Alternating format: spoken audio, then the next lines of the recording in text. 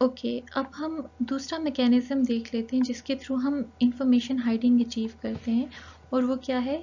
Separation of interface and implementation. ठीक है, ये क्या कह रहा है कि हम इंटरफेस को इम्प्लीमेंटेशन से सेपरेट कर देते हैं। ठीक है, तो ये हम किस तरह से करते हैं, इंटरफेस क्या होती है और इम्प्लीमेंटेशन क्या होती है, इसको हम जो है नेक्स्ट स्लाइड्स में थोरोली देख लेते हैं।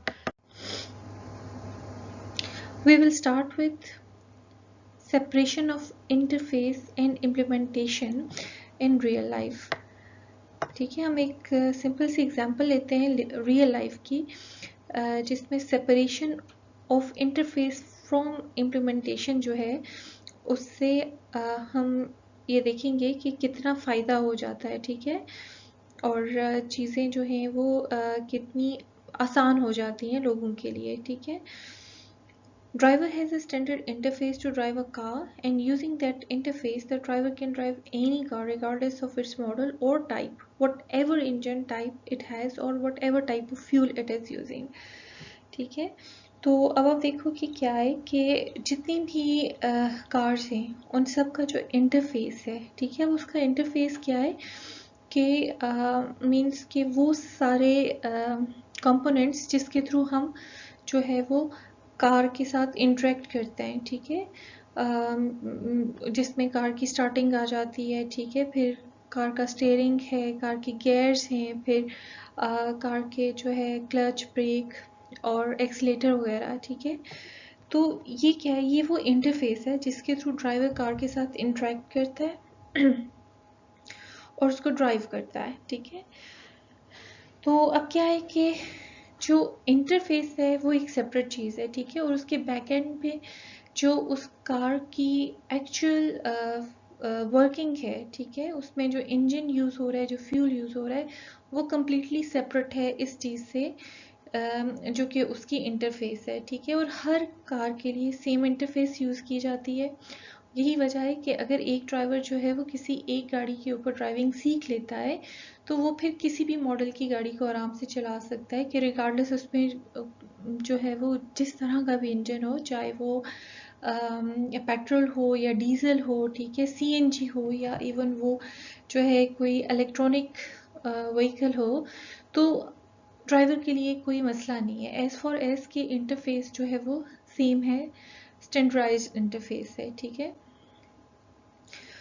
तो सेम एडवांटेज हमें जो है प्रोग्रामिंग में भी आता है कि जब हम क्या करते हैं कि हम प्रोग्राम की इम्प्लीमेंटेशन, फंक्शन की इम्प्लीमेंटेशन को जो है बिल्कुल अलग कर देते हैं। ठीक है, और उसका इंटरफेस सिर्फ हम देते हैं प्रोग्रामर्स को। ठीक है, मीन्स अपनी क्लास की हम इम्प्लीमेंटेशन अलग कर देते हैं और हम सिर्फ उसका इंटरफेस देते हैं प्रोग्रामर्स को यूज़ करने के लिए। ठीक है, तो उससे हमें बहुत से फ़ायदे होते हैं।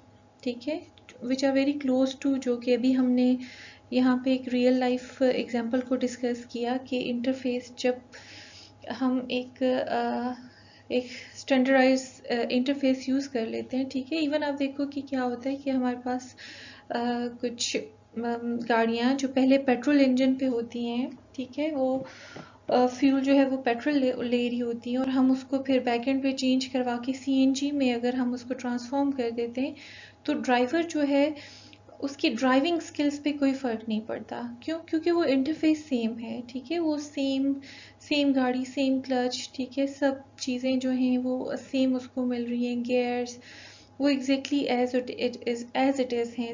स्टीयरिंग को कंट्रोल करना, उसमें कोई वेरिएशन नहीं है। ठीक है, तो बैकएंड पे अगर चेंजिंग हो रही है तो जो इंटरफेस जिसके साथ ड्राइवर ने इंटरेक्ट करना है उसमें कोई चेंज नहीं आ रहा, तो इस तरह का चेंज बड़े इजीली आप कर सकते हो। ठीक है, तो वही कॉन्सेप्ट जो है वो आगे ऑब्जेक्ट ओरिएंटेड प्रोग्रामिंग में आता है कि जो प्रोग्रामर्स हैं जिन्होंने आपकी क्लास के फंक्शंस को यूज़ करना है उनको सिर्फ क्लास के फंक्शंस जो हैं, ठीक है, आप उनके सिर्फ जो है इंटरफेस की एक्सेस दो। मीन्स कि उनको सिर्फ ये नज़र आ रहा हो कि ये ऐड का मेथड है जो 2 नंबर को ऐड करेगा। ठीक है, वो कैसे ऐड करेगा, इससे जो आपकी क्लास का यूज़र है उसका कोई कंसर्न नहीं है, उसने सिंपली वैल्यूज से पास करनी है और आपका जो फंक्शन है वो उसको ऐड करके जो है वो वैल्यूज़ को रिटर्न करवा देगा, ठीक है। और अगर फिर आप बाद में उस फंक्शन में, ठीक है, एडिशन के फंक्शन में कोई चेंजिंग करना चाहते हो तो वो आप आराम से कर सकते हो, ठीक है। उसका जो है उसका किसी भी ऐसी क्लास में फ़र्क नहीं पड़ेगा जहाँ पे उस फंक्शन को उसकी इंटरफेस से यूज़ किया जा रहा है, क्योंकि हम उसकी इंटरफेस चेंज नहीं करेंगे, ठीक है। तो एनीवेज ये कॉन्सेप्ट आपको आगे जो है वो एग्जांपल्स के साथ फर्दर क्लियर हो जाएगा। ओके, नेक्स्ट हम इंटरफेस के कॉन्सेप्ट को समझने की कोशिश करते हैं, ठीक है। हम देखेंगे कि एक क्लास और उस क्लास का इंटरफेस जो है वो बेसिकली किस तरह से फॉर्म होता है।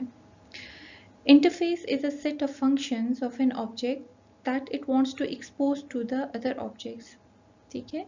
तो एक क्लास के ऐसे फंक्शंस जो वो क्लास चाहती है कि दूसरी ऑब्जेक्ट्स या क्लासेस उसको एक्सेस कर सकें, तो वो उस क्लास की इंटरफेस बनाती है, ठीक है। सो इन शॉर्ट, एक क्लास के अंदर जितने भी पब्लिक फंक्शंस होते हैं, ठीक है, सिर्फ पब्लिक फंक्शंस, नॉट वेरिएबल्स, सिर्फ जो पब्लिक फंक्शंस होते हैं वो उस क्लास की इंटरफेस बनाते हैं, ठीक है।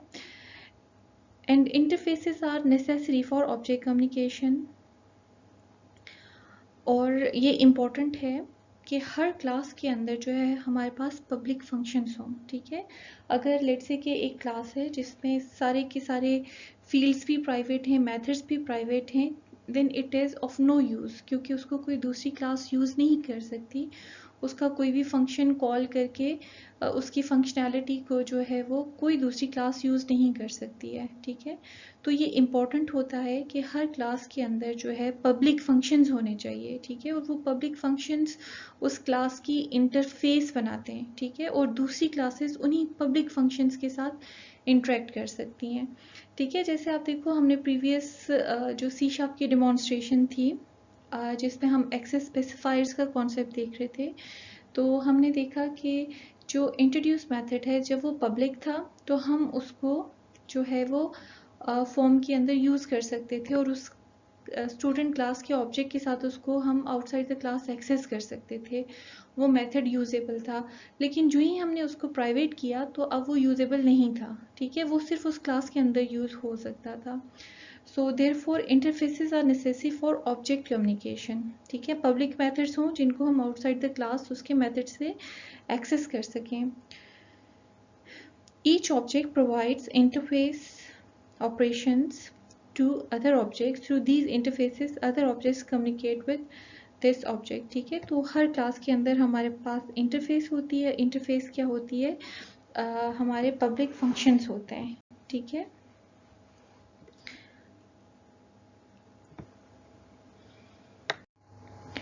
ओके, नेक्स्ट हम एक सिंपल सी सी शार्प की डेमोन्स्ट्रेशन देखते हैं जिसमें हम बेसिकली ये अंडरस्टैंडिंग डेवलप करने की कोशिश करेंगे कि एक क्लास और कैसे एक क्लास के जो पब्लिक मेथड्स हैं वो उसकी इंटरफेस क्रिएट करते हैं।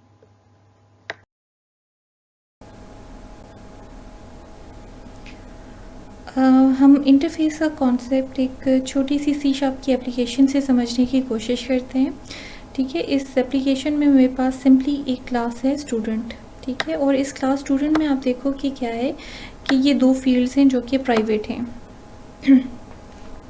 ठीक है। प्राइवेट हैं तो it means they can not be accessed outside the class. और ये जो है तीन पब्लिक मेथड हैं, ठीक है। तो बेसिकली ये जो तीन पब्लिक मेथड हैं यही मेथड जो हैं ये इस क्लास की इंटरफेस क्रिएट करेंगे, इस क्लास स्टूडेंट की इंटरफेस क्रिएट करेंगे, ठीक है। तो इसको हम देख लेते हैं। हम वापस आते हैं फॉर्म पे। आप देखो यहाँ पे मेरे पास उसी तरह से एक स्टूडेंट 1 का बटन है जिसमें हम इस क्लास स्टूडेंट का ऑब्जेक्ट क्रिएट करेंगे,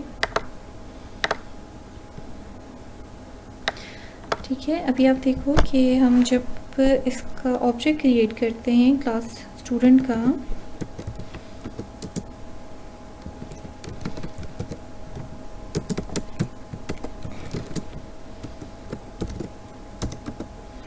ठीक है, तो अब आप देखो कि इसका जो ऑब्जेक्ट है उसके थ्रू हमें क्या एक्सेसिबल है।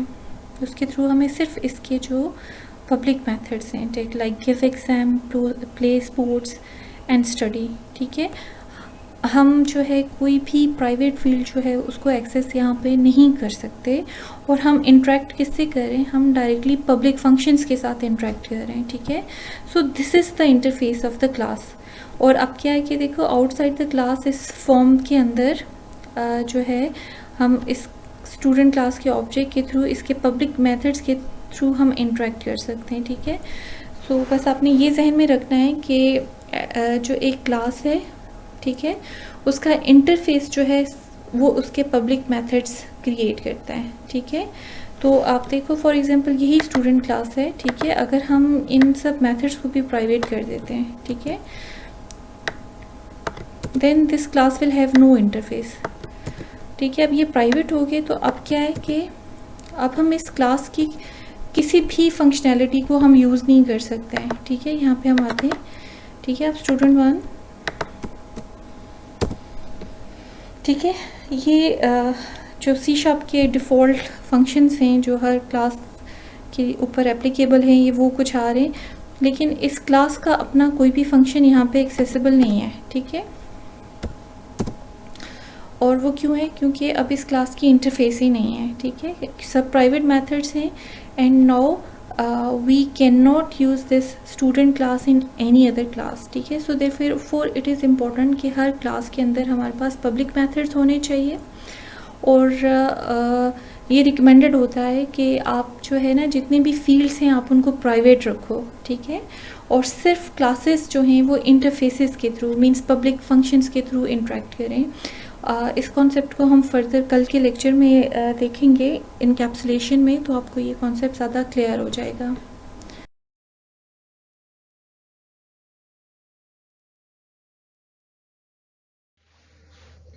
ठीक है,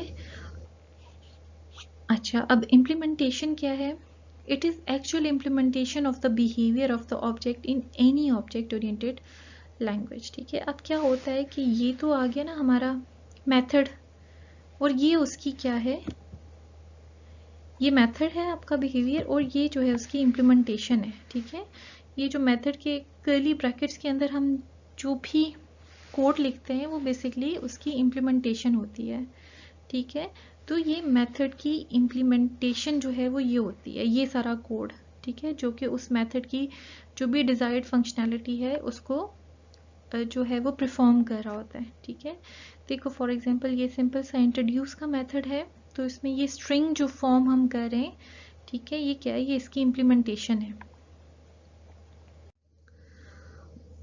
अब हम separation of interface and implementation के कॉन्सेप्ट को समझने की कोशिश करते हैं। ठीक है, अब आपको थोड़ा सा आइडिया है कि क्लास की इंटरफेस क्या है, उसके पब्लिक मेंबर्स, और इम्प्लीमेंटेशन क्या है कि जो मेथड्स हैं उनकी जो अंदर हमने जो फंक्शनैलिटी डिफाइन की है। ठीक है, वो सेट ऑफ इंस्ट्रक्शन जो मेथड की फंक्शनैलिटी डिफाइन कर रहे हैं वो उस मेथड की इम्प्लीमेंटेशन है। ठीक है, as discussed earlier we only show interface of an object to outside world and hide actual implementation from outside world. ठीक है, the benefit of using this approach is that our object interface to outside world becomes independent from the inside implementation of that interface. ठीक है, अब ये जो दो statements हैं हम इसको आगे कोड डिमॉन्स्ट्रेशन के साथ देखेंगे तो आपको बिल्कुल क्लियर हो जाएगा। मैं एक दफ़ा फिर से इसको थोड़े से इजी वर्ड्स में एक्सप्लेन करने की कोशिश करती हूँ, और वंस हम डिमॉन्स्ट्रेशन देख लेते हैं तो आपको ये कॉन्सेप्ट बिल्कुल क्लियर हो जाएगा। ठीक है, अब आप देखो कि separation of interface and implementation हमें क्या कह रहा है,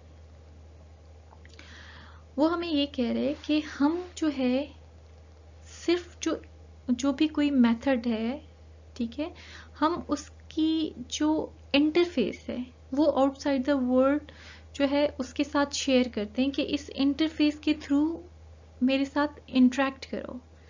ठीक है, लेकिन जो उस मेथड की एक्चुअल डिटेल होती है वो शेयर नहीं की जाती है, वो हिडन होती है। ठीक है, और इसका फ़ायदा क्या होता है, the benefit of using this approach is that और object interface to the outside world becomes independent from the inside implementation of that interface. ठीक है, तो अब क्या होता है कि हमारा जो मेथड है उसका इंटरफेस एक अलग चीज़ हो गई है, उसकी इम्प्लीमेंटेशन एक अलग चीज़ हो गई है। आउटसाइड द वर्ल्ड ऑब्जेक्ट्स जो हैं उस मेथड के इंटरफेस से इंटरेक्ट कर रही हैं।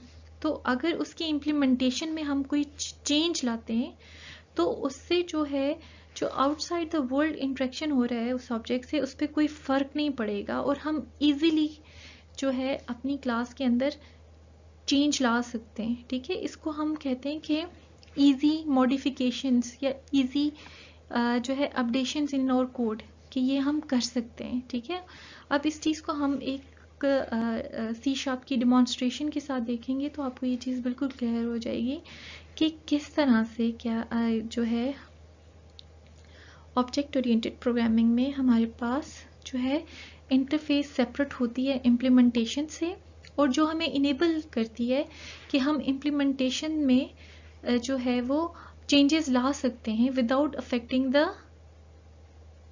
इंटरफेस। ठीक है, तो इसको हम अभी देख लेते हैं तो आपको ये बिल्कुल क्लियर हो।